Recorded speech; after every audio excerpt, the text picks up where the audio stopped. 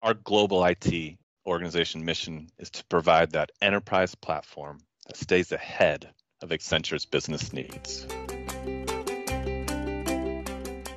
Hi, it's Penelope Pratt, Accenture's Chief Information Officer, and I'm happy you can join us today as I speak with Andrew Enchley, who leads strategy for Accenture Finance, and Eli Lambert, who runs SAP platforms in Accenture CIO. And today we're going to be talking about how finance and IT work together to make strides in the SAP arena. So we'll start with the foundation of our transformation, SAP and the power of S/4HANA. So, Eli, I know that SAP has been Accenture's ERP provider for the last number of years. How are we leveraging SAP as a platform today? Thank you, Penelope. Our global IT organization mission is to provide that enterprise platform that stays ahead of Accenture's business needs. To do so, we follow three principles. Single global instance is our North Star. Over time, our business has gotten more complex, and it's to the credit of our teams, business, global IT, and SAP partner all together, that we've demonstrated the flexibility and agility that we need to meet our business needs at scale. Second, we stay current, and we really invest in our SAP platform as an asset. Global IT organization is challenged every day to adopt and deploy new innovation at the speed of business. Moving to S/4HANA allows us to tap into that broader spectrum of cloud-connected ecosystem services and capabilities, our finance and the rest of our business needs. And third, we stay secure always. As part of our overall cloud strategy, CIO has partnered with SAP and Microsoft to be one of the first and largest to run S/4HANA on Azure in public cloud, thereby meeting or even exceeding the highest levels of security standards at a fraction of the cost. Penelope, it's these three principles at the core of our global IT enterprise platform strategy to provide our business the single version of the truth on a secure platform with evolving and expanded capabilities for the future. Really an incredible, powerful position to be in. So building on that, Andrew, can you talk a little bit about why the one single version of the truth has value for Accenture, and what does it mean for Accenture Finance? Thanks, Penelope. Sure. Accenture's a really complex business. We've over 500,000 employees working across 51 countries and over 6,000 clients. And yet, despite this complexity and scale, we've got one global finance organization supporting the different countries, the different services, and the different leadership teams across the business. We're running consistent finance processes across all of this, explicitly aligned to our business strategy. The fact that we've got one version of the truth built on that foundation of Accenture's production S/4HANA in the cloud gives us the ability to close our books efficiently in 6 days globally. Gives us the real-time information we need for our evolving business with better analytics, enabling improved decision-making. And it means we can respond really quickly to new needs, issues, or requirements as the business evolves. So in March, for example, as the COVID pandemic started to escalate, we moved within days to implement weekly reporting that tracked key business indicators at a global and market level and helped give business leadership the confidence to make decisions. It's been a powerful story to date, Andrew. And as you kind of turn your eyes to the future, how do you expect finance to continue to transform within Accenture? And do you have a couple of examples you can share with the audience about using automation or analytics as you move forward?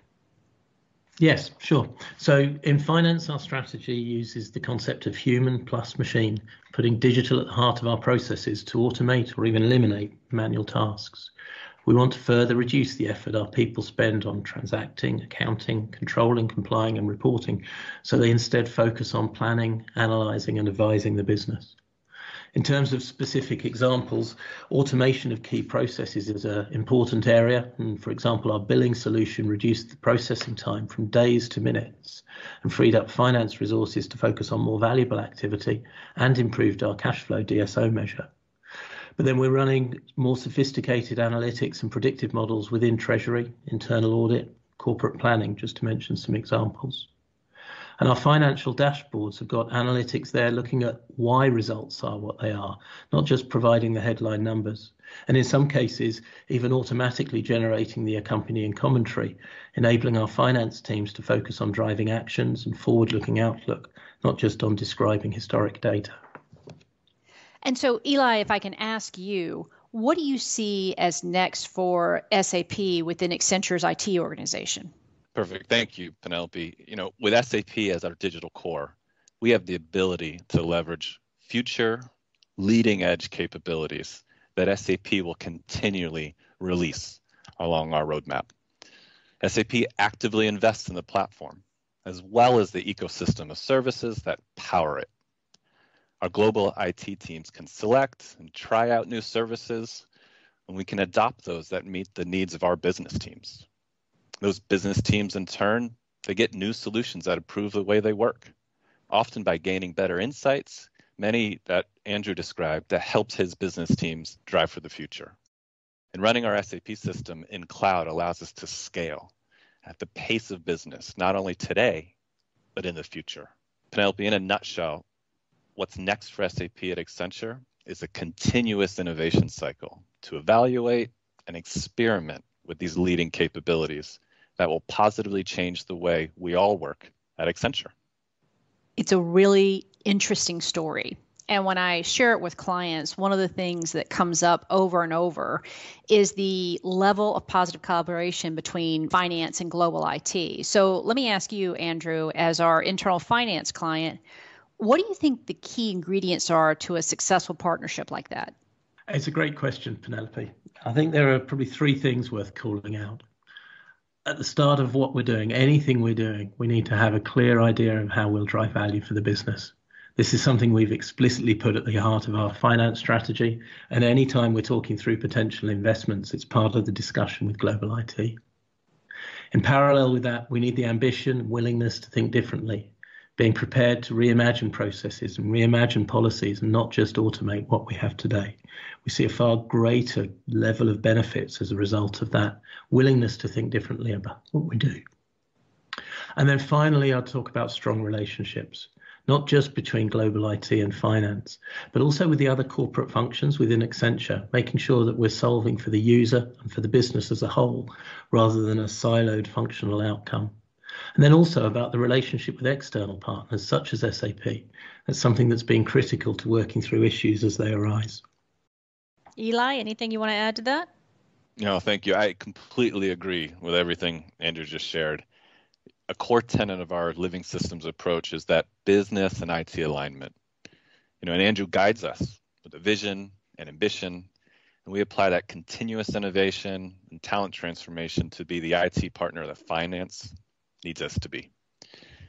We also extend that mindset to the relationship with SAP as a platform provider, as well as Accenture's own SAP practice. Really working together as one team, we can break the mold, lead in the market, just like we've done recently with our investment with S4HANA in Azure. It's a fascinating and powerful story, guys. And for those of you who want more information, you can look it up on Accenture.com. I really look forward to working in this partnership and figuring out how to take Accenture to even greater heights in the future. Many thanks to both of you for joining me today. It was a pleasure, Penelope. Thank you. Thank you very much. Thank you for joining today's podcast. Be sure to subscribe to the Accenture CIO podcast series on Apple Podcasts or Spotify. Find the full CIO 24/7 podcast series and additional ways to subscribe at Accenture.com/CIO podcast.